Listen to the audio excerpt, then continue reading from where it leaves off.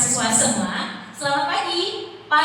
Pagi menginspirasi. Kalau intonasi selamat pagi saya seperti ini, selamat pagi, maka rekan-rekan mahasiswa harus menjawab, pagi ini siap berkarya. Bisa ya? Kita mulai. Selamat pagi menginspirasi. Selamat pagi ini siap berkarya. Masya Allah, luar biasa. Rekan-rekan mahasiswa, kalau berbicara soal menulis, saya jadi teringat sebuah quote menarik. Penulis hebat hari ini dulu juga seorang penulis pemula yang berani memulai. Inilah topik pembahasan kita pada pagi hari ini. Saya Dina Hanifah. Senang sekali saya bisa berdiri di sini, bertatap muka dan saling berbagi inspirasi. Salam kenal rekan-rekan mahasiswa semuanya. Banyak dari kita yang merasa, saya tidak bakat menulis. Menulis itu susah. Menulis itu hanya untuk orang-orang kritis atau para profesional seperti para penulis lainnya. Kita seringkali insecure bahkan sebelum mencoba menulis. Kita takut tulisan kita jelek, tidak bagus seperti orang lain, yang pastinya kita takut dijudge.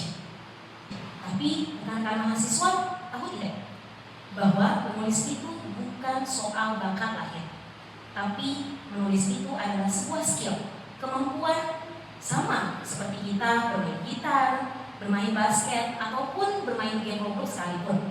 Semua itu bisa dipelajari. Dan hari ini saya ingin breakdown mitos itu. Saya ingin tunjukkan kepada teman-teman mahasiswa bahwa semua orang bisa menulis, maksud saya dan rekan-rekan yang hadir pada hari. Kenapa saya yakin itu? Karena menulis itu bukan soal membuat buku. Menulis itu adalah membongkar isi kepala kita. Mengapa menulis itu penting? Oke, jadi mengapa kita harus menulis?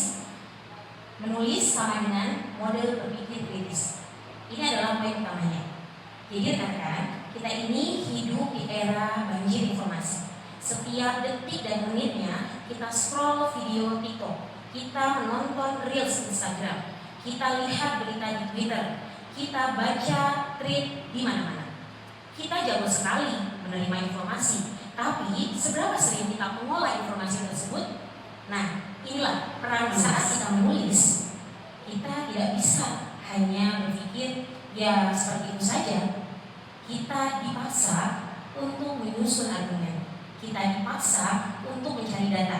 Kita dipaksa untuk melihat berbagai sudut pandang. Inilah yang dinamakan berpikir kritis atau critical thinking.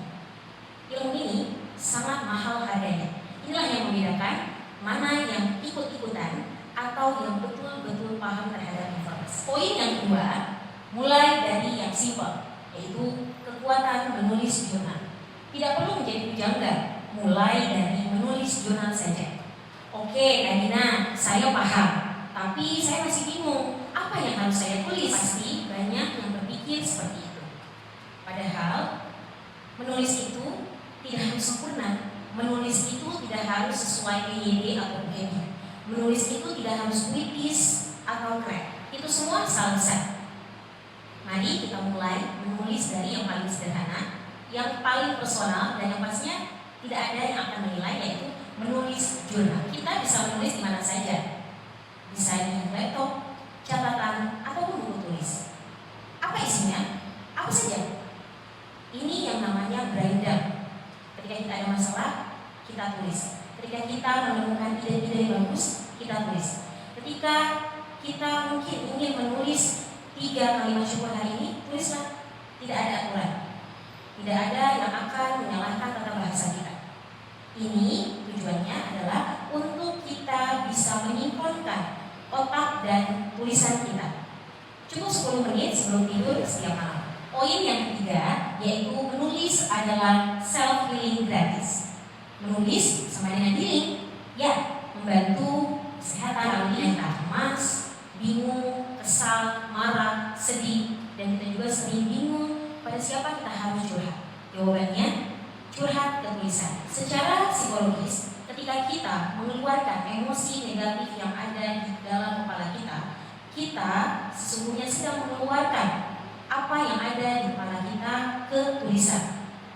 Ketika kita melakukan proses tersebut, proses itu dinamakan emotional processing. Ini terbukti secara alamiah bisa mengurangi level stres dan kecemasan. Kita jadi lebih tenang, tidur kita jadi lebih nyenyak, dan kesehatan mental kita lebih terjaga. Gratis. Jadi, kapan kamu mulai menulis? Jadi, rekan-rekan mahasiswa sekalian, menulis itu bukan soal bakat. Menulis itu skill yang bisa dilatih. Menulis itu bukan hanya sekedar mengerjakan tugas. Menulis itu kebutuhan.